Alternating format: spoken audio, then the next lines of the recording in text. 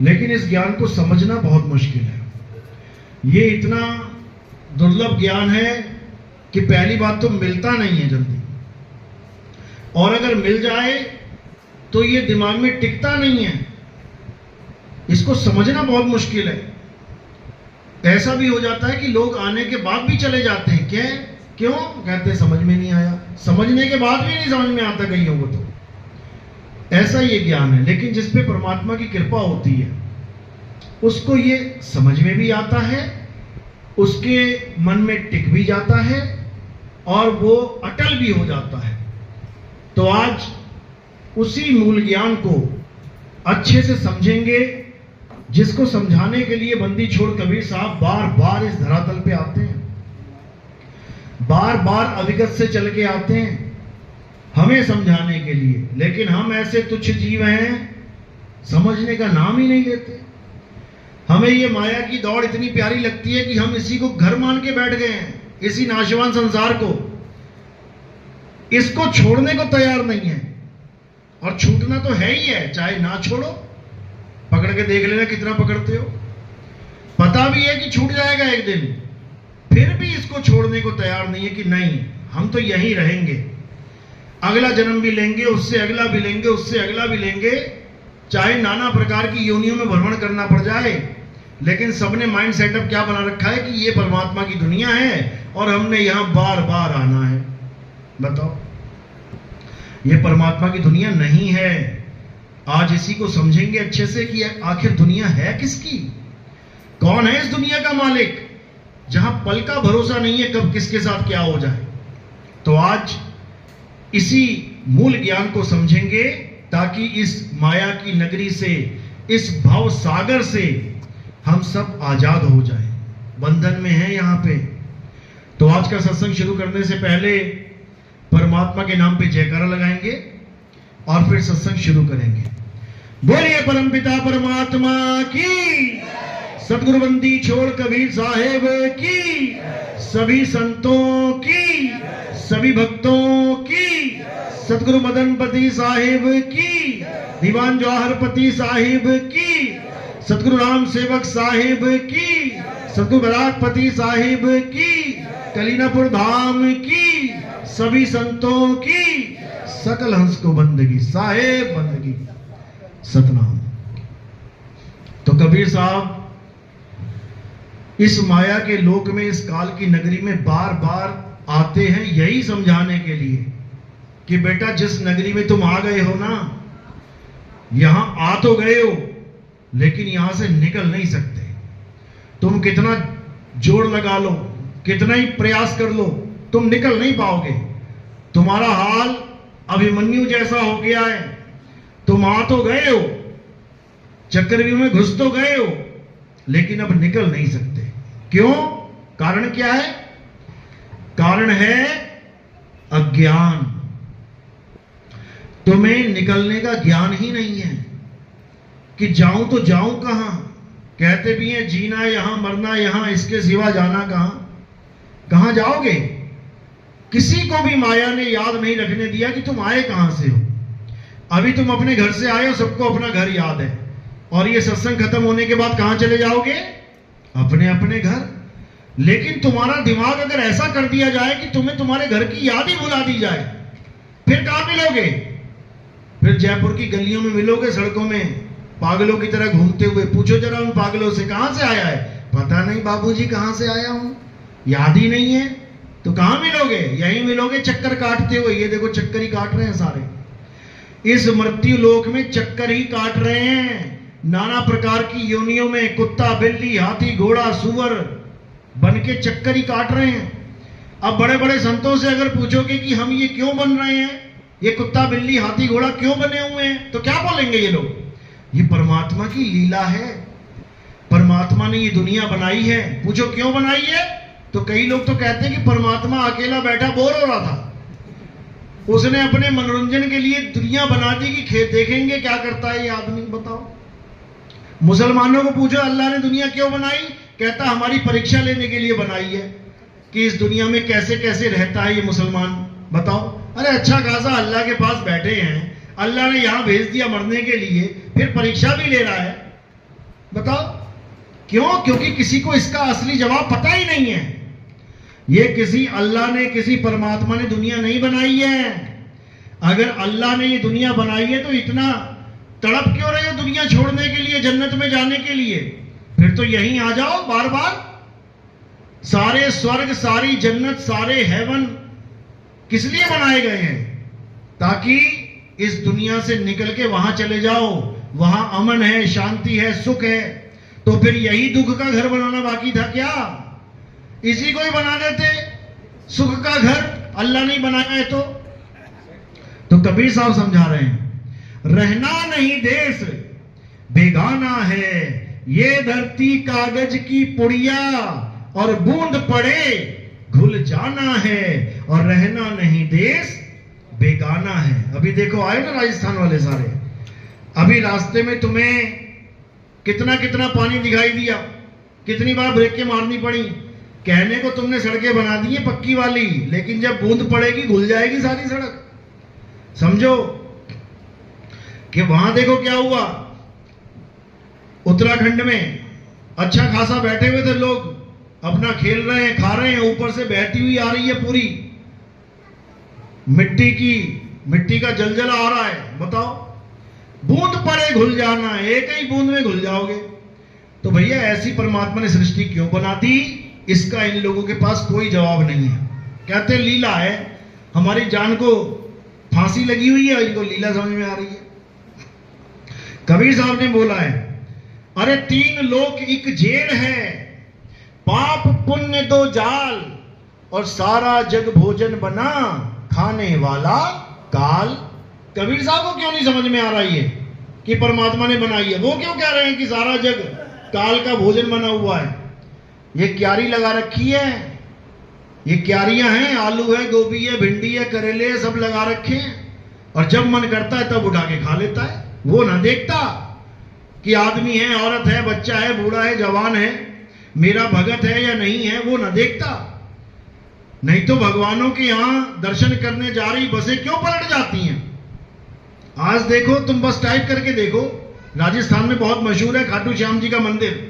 बस इतना लिख दो यूट्यूब पे, खाटू श्याम मंदिर और एक्सीडेंट, फिर देखो जो लोग खाटू श्याम के दर्शन करके जा रहे हैं वापस, उनकी पुश्तें खत्म हो जा रही हैं। 3 पुश्तों, यानी कि दादा दादी भी मर गए, उनका बेटा बेटी भी मर गया, पति पत्नी और बच्चा भी मर गया, 3 पुश्तें खत्म हो गई एक ही एक्सीडेंट में। क्यों नहीं बचा पा रहा है कोई? भाई भगवान के दर्शन करने आए हैं, कुछ तो फल मिले, ये मिल रहा है फल, लेकिन किसी को समझ में नहीं आ रहा। भोले शंकर के यहां देख लो, कहते हैं अकाल मृत्यु वो मरे जो काम करे चंडाल का, काल उसका क्या बिगाड़े, भगत है महाकाल का। वो महाकाल का मंदिर था केदारनाथ, वो महाकाल के मंदिर का ऐसा सफाया किया काल ने कि पुजारी तक ना बचा वहां पे, जो पूजा कर रहा है वो भी गया, और साथ में जो रास्ते में गांव पड़े 2-2.5 लाख वहां मर गए। तो क्या सारे चंडाल थे क्या चंडाल जाते हैं वहां पे? अरे तुम अपने ही भक्तों को चंडाल बोल रहे हो, तुम्हारे ही भगत मर रहे हैं और तुम अपने ही भक्तों को चंडाल बोल रहे हो। जबकि इस दुनिया में जो असली चंडाल बैठे हैं वो मजे कर रहे हैं, वो जाते ही नहीं किसी देवी देवता के यहां, वो भगवान को मानते ही नहीं है, वो तो खून चूस रहे हैं गरीबों का। वो नहीं लगते कभी लाइनों में मरने के लिए भगत लगा हुआ है। कभी देखा किसी मंत्री को कांवड़ ले जाते हुए कि तुम्हें ही हो सबसे बड़े भगत, जो ये बड़े बड़े जय श्री राम, जय हनुमान और ये इनके नाम पे जो राजनीति कर रहे हैं, तुमने कभी देखा कि जिस धर्म के नाम पे राजनीति कर रहे हैं कभी उन्होंने कांवड़ ले जाके देखा पैदल यात्रा? तो फिर वो कब से धार्मिक हो गए और तुम उसके इशारों पे काम कर रहे हो?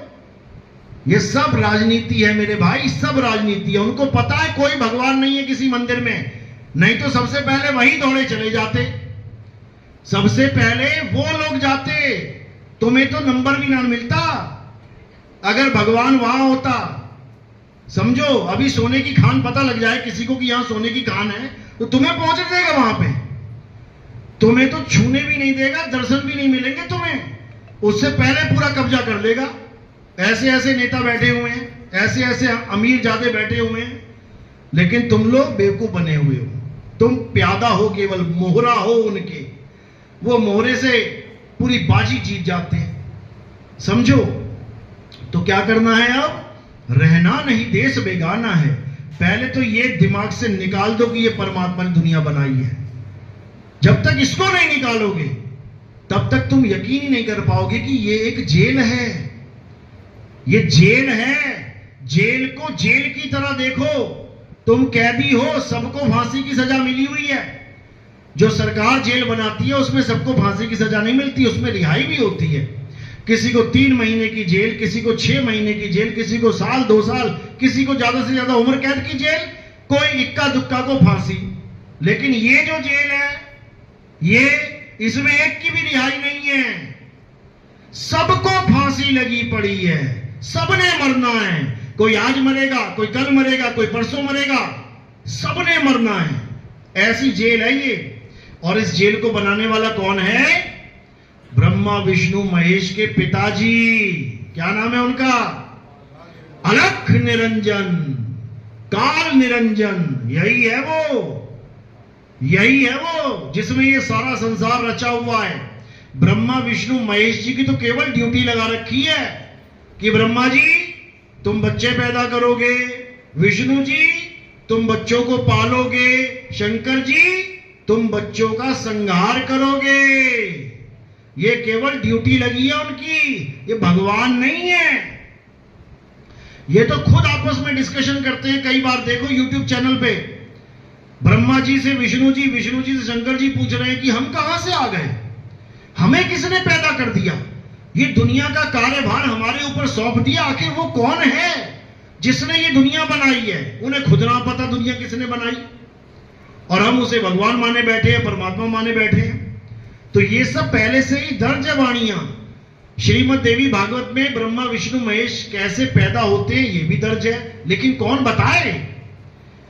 वो एक MP में एक बाबा है, वो डंके की चोट पे बताता है। क्या नाम है उसका? क्या नाम है? शक्ति पुत्र। एक बाबा है शक्ति पुत्र। वो कहता है ये ब्रह्मा विष्णु महेश भगवान नहीं है।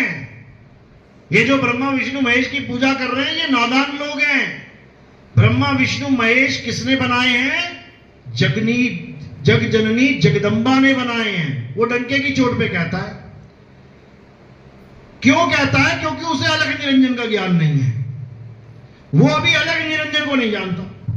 वो पूरी दुनिया की एक मां बना के बैठा है कि जग जननी जगदम्बा ही सबका करता धरता है।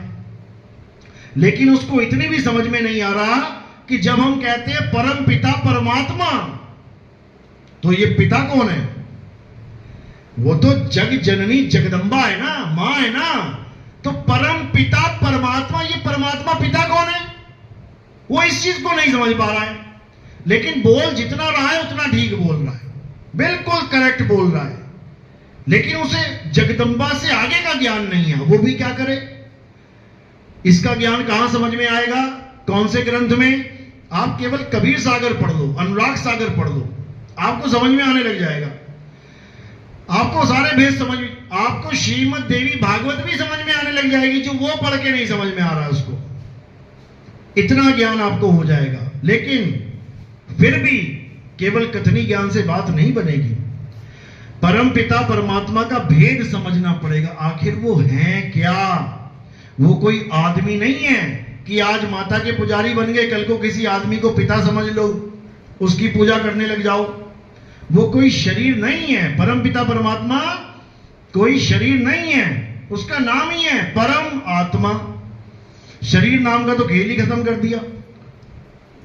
तो परम आत्मा कौन है?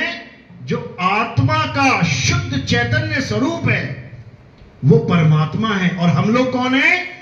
हम लोग जीवात्मा हैं। हम लोग उसके अंश हैं।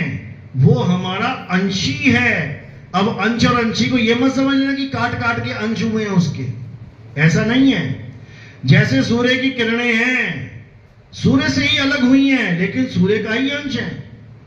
सूर्य को नहीं काट दिया हमने, सूर्य का अंश है। ऐसे ही वो परमात्मा हम सबका अंशी है और हम सब उसके अंश हैं। लेकिन अज्ञानता के कारण ये जीव नहीं समझ पाता कि आखिर परमात्मा का भेद क्या है। वो किसी ना किसी साकार सृष्टि को यानी शरीरों को परमात्मा मान लेता है। शरीर भी छोड़ो, वो पत्थर को परमात्मा मान लेता है। जिन पत्थरों को ये इंसान शेप दे रहा है, आकार दे रहा है, उस पत्थर को भगवान मान लेता है। इसी को कहते हैं अकल पे पत्थर पड़ना। अकल पे कहते, तेरी अकल पे पत्थर पड़े थे क्या? यही है अकल पे पत्थर।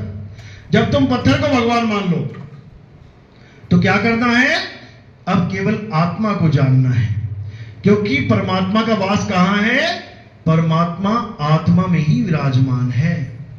लेकिन वो तब समझ में आएगा जब तुम्हें भेदी गुरु मिलेगा, आत्मा का ज्ञान करवाने वाला गुरु मिलेगा, आत्मज्ञानी गुरु मिलेगा, तब तुम्हें आत्मा का भेद बताएगा। और उस आत्मा में जब तुम रमण करोगे, अध्याय 3 17वां श्लोक गीता में यही बता रहे हैं, हे अर्जुन, जो अपनी आत्मा में रमण करते हैं, जो अपनी आत्मा में तृप्त हैं, जो अपनी आत्मा में संतुष्ट हैं, उनके लिए कोई धार्मिक कर्म कर्तव्य लागू ही नहीं होता। यानी हर चीज से निवृत्त हो जाओगे तुम। कोई पूजा नहीं, कोई पाठ नहीं, कोई हवन नहीं, कोई यज्ञ नहीं, कुछ नहीं, बिल्कुल क्लियर। केवल एक ही काम रह जाएगा 24 घंटे में। कौन सा काम? आत्मा में रमण करना। और 24 घंटे ये नहीं कि फिर कुछ और भी करना है बीच में, कि त्रिकाल संध्या भी कर लूं, नाम भी जप लूं, कि कुछ और कर लूं, फिर ये सब नहीं रह जाएगा। केवल एक ही चीज रह जाएगी, आत्मा में रमण करना। इसी को बोला है, सुरत फंसी संसार में, तासे पड़ गई दूर, और सुरत बांधे स्थिर करो, आठों पहर हुजूर। कितने पहर? आठों पहर। 8 पहर का मतलब क्या होता है? कितने घंटे? 24 घंटे। यानी अब कोई और काम तुम्हारे लिए बचा ही नहीं दुनिया में। केवल एक काम बचा है, अपनी आत्मा में स्थिर होना, और कुछ नहीं। यही कबीर साहब बार बार समझा रहे हैं, जब लगना चीनोगे आत्म, तब लगना मिली है परमात्म। आत्म चीने परमात्म चीने, संत कहावे सोए, और यह भेद काया से न्यारा, बूझे बिरला कोई। काया से न्यारा, पहले तो इस काया को किनारे कर दो। काया क्या है? 5 तत्व का शरीर, मिट्टी है। पहले तो इस काया के मोह से निकलो बाहर, अपनी काया के मोह से भी और गुरु की काया के भी मोह से भी। यानी किसी पर भी आस नहीं लगानी है।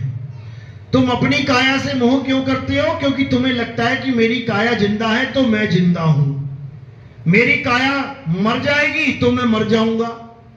यह सबसे बड़ा मोह बंधन है, यह सबसे बड़ा देह अहंकार है कि तुम देह को बड़ा और खुद को छोटा मान बैठे हो। इस देह अहंकार को खत्म करो।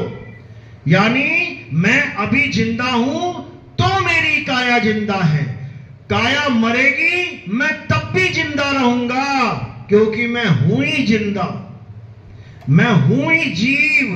जीव यानी जो सदा जीवित रहे, उसको जीव कहते, जो कभी मरे ही ना, उसको जीव कहते। हम जीव हैं, हम निर्जीव नहीं है। निर्जीव कौन हो जाता है? ये काया निर्जीव हो जाती है जब ये जीव निकल जाता है। लेकिन इस जीव को पता ही नहीं है कि मैंने समाना कहां है, इसलिए बेचारा दूसरी काया में चला जाता है, उत्पत्ति और प्रलय में फंस जाता है, जन्म और मृत्यु में फंस जाता है। साहिब समझा रहे हैं, अरे जीव सोई जो जुग जुग जीवे, उत्पत्ति प्रलय माही, देह धरे भर में 84, निर्भय कबहू नाही। ये निर्भय नहीं हो सकता कभी, हमेशा डरता रहेगा। डर किस बात का है? मरने का नहीं। डर किस बात का है? ये काया नष्ट होने का। मरने का डर नहीं है इसे, ये काया ना नष्ट हो जाए इस बात का डर है। काया बचाने के लिए कुछ भी कर देगा ये, क्योंकि इसने ये भरम पाल लिया है कि काया खत्म तो मैं खत्म। अब इसी भ्रम को तोड़ देना है।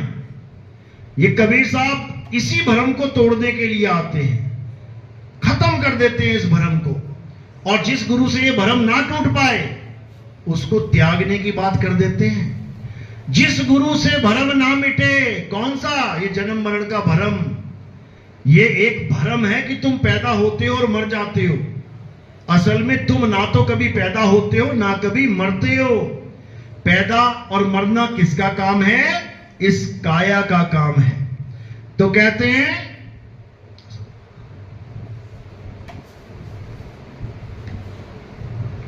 जिस गुरु से भ्रम ना मिटे, भ्रांति जीव की ना जाए, सो गुरु झूठा जान के त्यागत देर ना लगाए।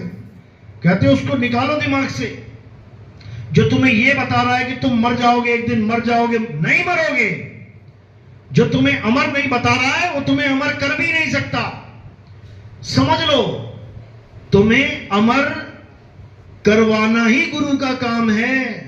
हो तो तुम ऑलरेडी अमर, लेकिन अपने आप को जन्म और मरण में फंसे हुए मान के जन्म और मरण को प्राप्त हो रहे हो।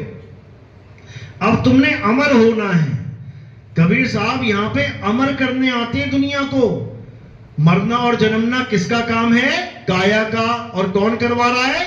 यही काल भगवान। यही इसका काल जाल है। पैदा करना मारना, पैदा करना मारना। यही गीता में दिखाया ना, विराट रूप में अर्जुन हाथ जोड़ के बैठा है, सामने विराट रूप खड़ा हो गया। अब जैसे ही उसने बड़े बड़े दांत खोले, अपने मुंह खोला, अर्जुन की हालत खराब हो गई देख के, कांपने लगा, डर के मारे पूछ रहा, महाराज आप कौन हो? ये बड़ी बड़ी आंखों से ज्वालाएं निकल रही हैं, आप चारों तरफ देख रहे हो, दुनिया के सारे लोग उड़ते हुए आपके मुंह में जा रहे हैं और आप उनके सिरों को चूरा बन के चबा रहे हो, चूरा करके। जैसे तुम मूंगफली के दाने मुंह में डालो, क्या करोगे? चूरा कर दोगे, चबा चबा के। तुम ऐसे लोगों की खोपड़ियां चबा रहे हो, इंसान को खा रहे हो। तुम कौन हो? तुम तो वहां ये नहीं बोला मैं परमात्मा हूं, क्या बोला? हे अर्जुन, ये सारी सृष्टि को मैं ही पैदा करता हूं और सारी सृष्टियों का विनाश करने वाला मैं काल हूं। मैं हूं वो काल जिसका नाम तो सब जान रहे हैं लेकिन स्वरूप नहीं जानते काल का। इसी काल के ही सारे पुजारी हैं। ये जितने वृंदावन में बैठे हुए हैं, ये जितने एस्कॉन मंदिर के पुजारी हैं, ये सब इसी काल भगवान के पुजारी हैं। क्यों? क्योंकि यही काल भगवान अलग अलग रूप धारण करके बैठा हुआ है। जब अर्जुन डर गया देख के कि भाई मुझसे देखा नहीं जा रहा है, मुझे कोई प्यारा सा रूप दिखाओ, तो क्या कर दिया उन्होंने? उसी वक्त चतुर्भुज रूप में आ गए। कहते हैं ये बहुत प्यारा रूप है, इसको देख ले बता। अरे वो भयंकर भी तो तेरा ही है, भयंकर रूप भी तेरा ही है। एक काली सी बीवी हो, उसको तुम मेकअप करके बढ़िया सजा के क्या रख लोगे अपने पास? एक बदसूरत औरत है बिल्कुल, जिसको तुम देख के रिजेक्ट मार दोगे। उसके माँ बाप कहें ले बढ़िया पीओपी लगा दिया इसको, अब इससे शादी कर ले, कर लोगे क्या? अरे उसका असली स्वरूप वही है, ये तो मेकअप करके आ गया है। ये अच्छे अच्छे स्वरूप तो हमें लुभाने के लिए बना रखे हैं, असल में यही काल भगवान है। कबीर साहब ने इसी का तो भेद खोला है अनुराग सागर में कि हे धर्मदास, ये काल इतना खतरनाक है, ये किसी को नहीं छोड़ता, किसी को नहीं छोड़ता। ये पापी जीवों को भी नहीं छोड़ता, ये पुण्य कर्मी प्राणियों को भी नहीं छोड़ता, ये अधर्मियों को भी नहीं छोड़ता, और ये धर्म के साथ खड़े लोगों को भी नहीं छोड़ता। देखो अर्जुन क्या कह रहा है, कह रहा है हे भगवान, मैं आपके मुंह में कौरवों की यानी अधर्मियों की सारी सेना जाती हुई देख रहा हूं, और हमारे पक्ष के भी बड़े बड़े योद्धा आपके मुंह में प्रवेश कर रहे हैं। बताओ, अरे कौरवों की सेना को मारो समझ में आता है, हमारे बड़े बड़े योद्धा तुम खा जा रहे हो। कौन है बड़े बड़े योद्धाओं में? इन पांचों के बाद सबसे बड़ा योद्धा कौन है? अभिमन्यु है। अकेला घुस गया, चक्रव्यूह तोड़ के, एक भी ना तोड़ पाता बाकियों में से। अर्जुन के सिवा और कोई नहीं तोड़ सकता था। तो कौन है सबसे बड़ा योद्धा? अभिमन्यु। वो भी जा रहा है, सारे जा रहे हैं। और ऐसा नहीं कि 5 नहीं जाएंगे, 5 बचाना उसकी मजबूरी है। 5 बचाना मजबूरी क्यों है? क्योंकि इसको रक्षक कला कहते हैं। ये रक्षक कला खेलता है जीवों के साथ। ये इसने 5 को बचा लिया और लाखों को मरवा दिया। उन्हीं 5 के सहारे अब इन लाखों को खाएगा। क्यों? क्योंकि सब आस में बैठे हैं कि 5 को बचा लिया, हमें भी बचा लेंगे। एक प्रहलाद को बचा के करोड़ों प्रहलादों को खा गया। प्रहलाद कौन है? तुम्हारे हमारे बच्चे ही प्रहलाद हैं, जो छोटी सी उम्र में राम राम कृष्ण कृष्ण कर रहे हैं। एक प्रहलाद को बचा लिया और बाकी सब प्रहलादों का भक्षण कर गया। क्योंकि सबको काल ही खाता है, सबको काल के मुंह में जाना है। आप दोबारा से रामायण देखो YouTube पे। राम जी क्या कह रहे हैं? कह रहे हैं ऐसा कोई जीव नहीं है जो काल के मुंह में नहीं जाएगा, यहां तक कि मुझे भी काल के मुंह में जाना पड़ेगा। ये राम जी ने स्वयं बोला रामायण में। लेकिन किसके समझ में आ रहा है? किसी के समझ में आने वाला नहीं है। क्यों? क्योंकि हम काल को ही भगवान मान बैठे हैं। तो साहिब कह रहे हैं जो भक्षक तहां ध्यान लगाई और जो रक्षक उसे चीन न पाई। जो भक्षण कर रहा है वो भी शरेआम दिखा के कि सारी दुनिया मेरे मुंह में जा रही है, मैं खा रहा हूं सबको, दिखा के खा रहा है, बता के खा रहा है, उसको भी लोग नहीं समझ पा रहे हैं। उसी काया की, उसी काल भगवान की पूजा में लगे हैं। और जो रक्षक, जो परमात्मा है, रक्षा करने वाला है, उसको चीन नहीं पा रहे हैं। इसीलिए कबीर साहब कह रहे हैं कि का से कहूं सब जग अंधा और खेवनहार के गले में फंदा। जो खेवनहार बने बैठे हैं गुरु लोग, कहते हैं सबसे बड़ा फंदा तो उनके गले में पड़ा हुआ है। वही नहीं समझ पा रहे हैं कि आखिर हम करवा क्या रहे हैं, कर क्या रहे हैं। तो मालिक की दया होगी, ये तभी समझ में आएगा, नहीं तो सब काल का ही ग्रास बनेंगे। एक भी नहीं बच सकता, चाहे जितना मर्जी जोर लगा ले। तो कबीर साहब समझा रहे हैं, बचना चाहो काल जाल से, चीनो शब्द हमारा।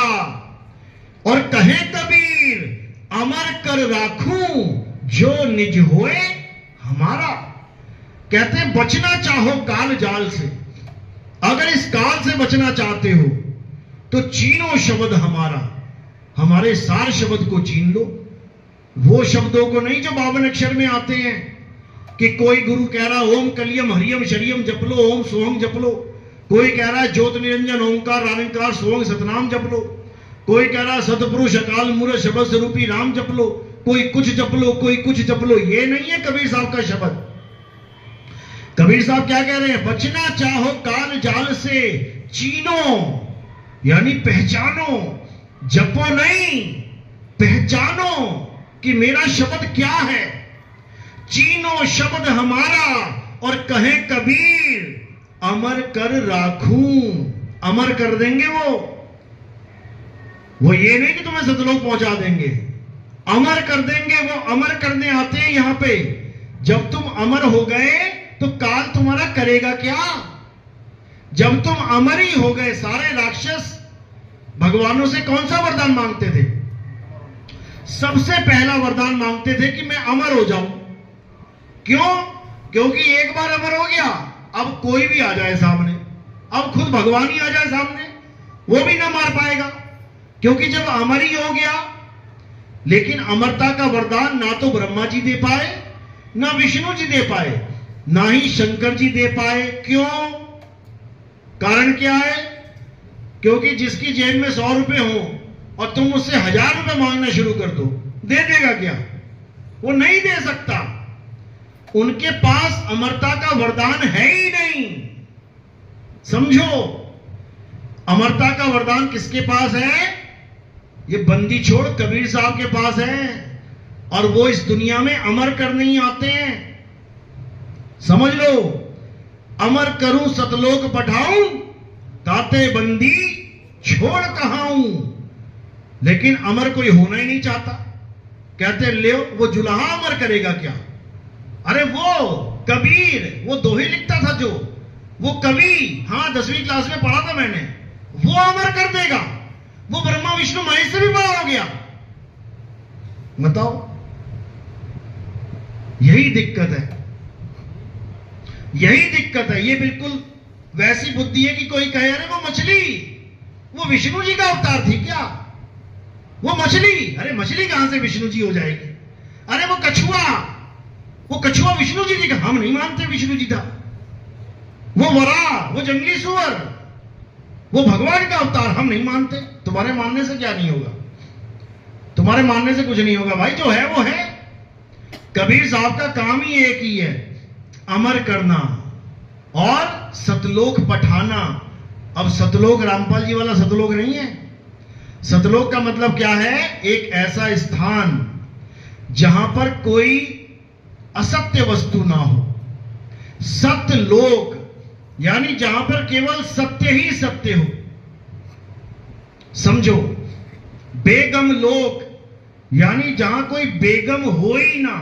घरवाली का नाम भी बेगम रखा गया ना। किसी ने सोच के रखा था कि घरवाली आएगी और बेगम हो जाएगा काम, लेकिन आते ही सबसे बड़ा गम लग जाता है। हालांकि सबके साथ नहीं, लेकिन नाम कुछ है और काम कुछ है। रामपाल जी का जो सतलोक है उसमें काम भी है, क्रोध भी है, लोभ भी है, मोह भी है। वो सतलोक है ही नहीं। जहां पर अक्षर पुरुष को नींद आ जाए यानी आलस भी है।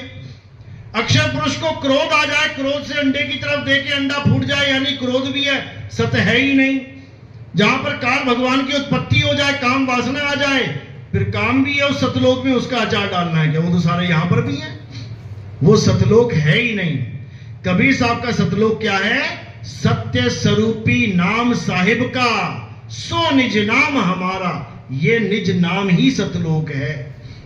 ये निज नाम ही सतलोक है और ये नाम सतगुरु देते हैं। और इसी नाम में तुमने ठिकाना बनाना है। रहना नहीं देश बेगाना है।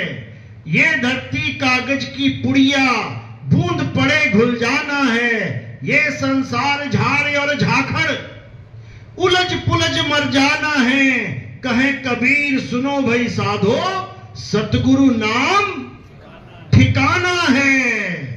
यानी हमारा ठिकाना कहां है? सतगुरु के द्वारा दिया गया नाम, वही हमारा ठिकाना है, वही सतलोक है। लेकिन ये सबकी समझ में नहीं आता। ये केवल उसकी समझ में आता है जिस पर परमपिता परमात्मा की दया हो, जिस पर बंदी छोड़ की मोहर लगी हो। ये केवल वही समझ में, वही समझ सकते हैं।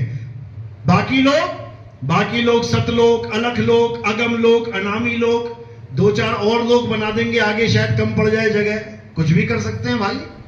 तो ऐसे लोकों में भ्रमण करेंगे और नाना प्रकार की योनियों में आते जाते रहेंगे। तो करना क्या है?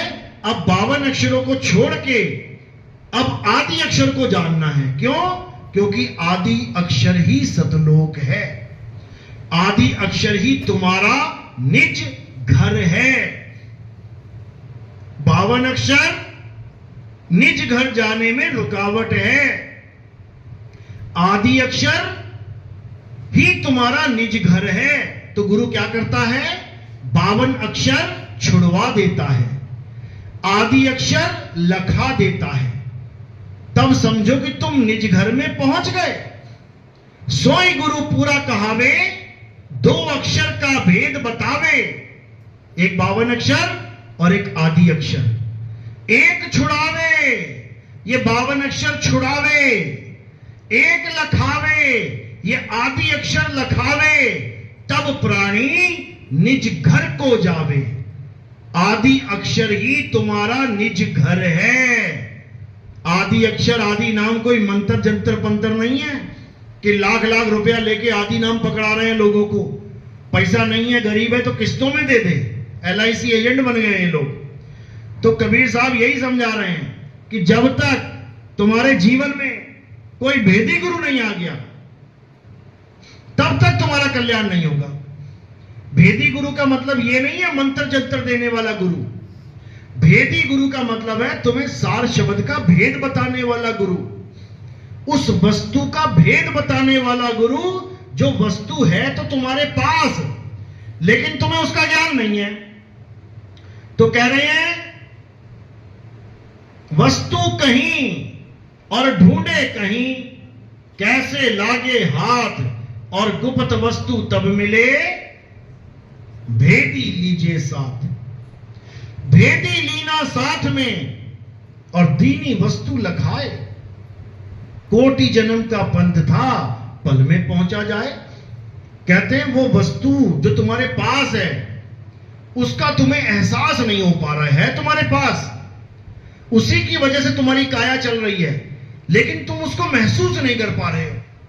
जैसे पंखे में करंट है, पंखे को भी छू के महसूस कर सकते हो कि लोहा है, और करंट को छू के भी महसूस कर सकते हो कि ये लोहा नहीं है, लेकिन इस लोहे को दौड़ाने वाला यही है। इसी प्रकार अपनी काया यानी पंखा, इसको तो छू के महसूस कर सकते हो, लेकिन जो करंट रूपी आत्मा है उसको नहीं छू पा रहे हो, उसका भेद तुम्हें समझ में नहीं आ रहा है। उसी का ज्ञान देने के लिए कबीर साहब इस संसार में आते हैं। आत्मा का ज्ञान समझाने के लिए, आत्मा का अनुभव करवाने के लिए कबीर साहब इस संसार में आते हैं। क्या बोल रहे हैं? जल में मीन प्यासी, मोहे देखत आवे हासी, आत्म ज्ञान बिना नर भटके, कभी काबा कभी काशी। आत्म ज्ञान बिना नर भटके, मंत्र ज्ञान बिना नहीं, जप तप बिना नहीं, सन्यासी बनने के बिना नहीं, किसके बिना? आत्म ज्ञान के बिना। तो इस संसार में केवल एक ही ज्ञान है जिसको आत्म ज्ञान कहते हैं, वही है असली ज्ञान, बाकी सब अज्ञान है, अज्ञान। तो क्या करना है? अब इन 52 अक्षरी नामों को त्यागना है, छोड़ना है, क्योंकि ये 52 अक्षरी नाम देने वाले ही काल के दूत हैं। यही हैं जो तुम्हें 52 अक्षरों में उलझाते हैं। हम भी 52 अक्षरी नाम देते हैं, लेकिन क्यों देते हैं? उन नामों को भुलाने के लिए जो काल के दूतों ने तुम्हारे दिमाग में फिट कर दिए कि यही नाम है जिससे तुम्हारी मुक्ति होगी, यही नाम है जिससे तुम बचोगे। तो ये जीव इतनी कसके ग्रहण कर लेता है उन नामों को कि सोते जागते उठते बैठते वही नाम चलते रहते हैं उसके। अब फंस गया वो नाम के जाल में। अब उस जाल को कैसे काटेंगे? जैसे लोहे को लोहा काटता है, जैसे जहर को जहर काटता है, जैसे 52 को 52 काटेगा, ऐसे देंगे हम उसको। तो जैसे ही 52 अक्षरी नाम देंगे तो उसके पुराने सारे नाम कटने लग जाएंगे, सारे नामों से वो खाली हो जाएगा, ऐसा सफाया होने लग जाएगा पुराने नामों का कि याद भी नहीं आएंगे कि कौन से नाम थे। ये तब होगा जब पहली बार में 52 अक्षर मिलते हैं। इसलिए बहुत जरूरी है वो, जपने के लिए नहीं, उन जपे हुए नामों को काटने के लिए। तो कह रहे हैं जो नर पड़े 52 के फेरा, सो नर जानो काल के चेरा। जब 52 का टूटे डोरा, सहजे छूटे काल झकोरा। यानी हम जो 52 अक्षरी नाम देंगे 6 महीने बाद छुड़वा देंगे, हटाओ इसको, ये भी 52 अक्षरी नाम है। इसको छुड़ाने के बाद वो आदि नाम का भेद समझाया जाएगा जिसको प्राप्त करके जन्म मरण से मुक्त हो सकते हो। जब 52 का टूटे डोरा, 6 महीने बाद डोरा तोड़वा दिया जाएगा, और नकली गुरु सारी उम्र डोरा नहीं तोड़ेगा। ये बोलेगा अंत समय तक नाम जपते रहना, और दोहा क्या फिट कर देगा? राम नाम रटते रहो जब लग घट में प्राण। बताओ, अरे वाणी क्या कह रही है, कहां इसका संकेत जा रहा है, और तुमने क्या समझा दिया? राम नाम रटते रहो जब लग घट में प्राण। अगर तुम वाणी को ऐसे देख रहे हो कि राम नाम तब तक रटते रहो जब तक घट में प्राण है, तो इसमें ना तो ओम बोला, ना कलियम बोला, ना हरियम बोला, ना शरियम बोला, ना कुछ बोला। क्या बोला? राम नाम रटते रहो। फिर राम राम रटो ना। फिर राम राम क्यों नहीं रट रहे हो? जब रटना पकड़ लिया, देखो लिखा है रटो। रटोगे कैसे? जैसे तोता होता है, कहता है रट्टू तोता है। तोता कैसे रटेगा? राम राम राम राम राम। अब रटना तो पकड़ लिया इन लोगों ने कि रटना लिखा है, लेकिन ये नहीं समझ में आ रहा कि क्या रटना है। फिर वहां तो राम लिखा है, तो राम राम रटो। फिर जब वाणी पकड़ रहे हो तो पूरी पकड़ो। आधा अपने हिसाब से समझ लिया और आधा अपना फिट कर दिया, ऐसे नहीं होगा भाई। रटने का मतलब होता है याद करना। जैसे तुम किसी चीज को याद कर रहे हो और यादों में खो गए हो, तो तुम उसको रट रहे हो, दिन रात रट रहे हो। घर वाले कहेंगे किसकी यादों में खोया हुआ है तू? एक ही काम रह गया, बस उसी का नाम रट रहा है ये दिन रात। यानी उसको याद कर रहा है, रट नहीं रहा है। किसको याद करना है? आत्मदेव को याद करना है 24 घंटे, और कुछ नहीं करना है। गीता यही समझा रही है। जो अपनी आत्मा में रमण करते हैं, रमण तभी करोगे ना जब उसको याद करोगे, और कुछ काम नहीं करना है। लेकिन ये किसी के समझ में नहीं आ रहा। 52 अक्षर छोड़ने को कोई तैयार नहीं है। राधे राधे को बोलो राधे राधे वालों को कि राधे राधे छोड़ दो, कहो लठ लेके तुम्हारे पीछे पड़ जाए। राम राम वालों को कह दो भैया राम राम जपना छोड़ दो, कहो तुम्हारा सिर फाड़ दे वो। अल्लाह अल्लाह वाले को कह दो भैया अल्लाह अल्लाह नाम नहीं जपना है, कहो तुम्हारा सिर कलम कर दे वो। ऐसे ऐसे भी बैठे हैं, क्योंकि ये तथ्य को नहीं जान रहे हैं। तथ्य क्या है, तर्क क्या है, शब्द क्या है, सुरत क्या है, ये नहीं जान रहे हैं। शब्द और सुरत का भेद जब तक नहीं समझ में आया, तब तक रटते ही रहोगे तोते की तरह। और जब शब्द और सुरत का भेद जान जाओगे, तो सारा खेल समझ में आ जाएगा। कह रहे गगन में अगिया लागी बड़ी भारी, कह रहे धरती जल गई, अंबर जल गए सृष्टि सारी। अरे सूरज जल गए, चंदा जल गए, नौलख तारा जारी, गगन में अगिया लागी बड़ी भारी। फिर कह रहे ब्रह्मा जल गए, विष्णु जल गए शिव त्रिपुरारी। अरे राम भी जल गए, लक्ष्मण जल गए, और जल गए किशन मुरारी, गगन में अगिया लागी बड़ी भारी। और कहे कबीर सोई जन बच गए। कौन? कहे कबीर सोई जन बच गए, जिन शब्द में सुरत संभारी, और गगन में अगिया लागी बड़ी भारी। अब कबीर साहब खुले में बता रहे हैं कि कहे कबीर सोई जन बच गए, जिन शब्द में सुरत संभारी। अब बताओ, जिसने शब्द में सुरत को संभाल लिया वह बचेगा। नाम जपने को थोड़ी नहीं बोला। जैसे एक रस्सी पे चलने वाली लड़की डंडा पकड़ के रस्सी के ऊपर चलती है, तो वो क्या कर रही है? वो संभाल रही है। किसको?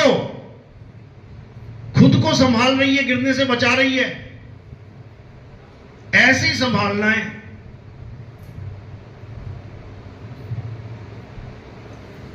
कहे कबीर सोई जन बच गए, जिन शब्द में सुरत संभाली। क्यों?